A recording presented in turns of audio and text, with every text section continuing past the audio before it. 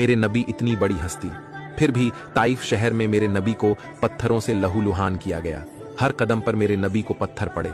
मेरे नबी को पिंडलियों पर इतने पत्थर पड़े कि पिंडलियां फट गईं और खून से पूरे जूते भर गए। सारी कायनात के सरदार मेरे नबी, जिनके सदके में मेरे रब ने ये दुनिया बनाई, वो इतने पत्थर पड़ने के बाद बेहोश होकर गिर पड़े तो आपके गुलाम ज़ैद बिन हारिसा आपको कंधे पर उठाया और आपको लेकर भागे। और जब ज़ैद बिन हारिसा को कोई पनाह नजर नहीं आई तो वो आपको एक बाग में लेकर गए और अंगूर की बेल के नीचे लिटा दिया। ज़ैद बिन हारिसा ने आपको जिस बाग में लिटाया वो बाग आपके सबसे बड़े दुश्मन उतबा बिन रबिया का था। उतबा बिन रबिया हमारे आका का सबसे बड़ा दुश्मन था, लेकिन जब उसने मेरे आका को इस हाल में देखा तो उसका दिल भी पिघल कर रह गया और वो कहने कहा, हाय हाय, ये ताइफ वालों ने मोहम्मद के साथ क्या कर दिया। जिस पे दुश्मन को रहम आया, हमें उस पे रहम नहीं आया। हमने उनके आंसुओं की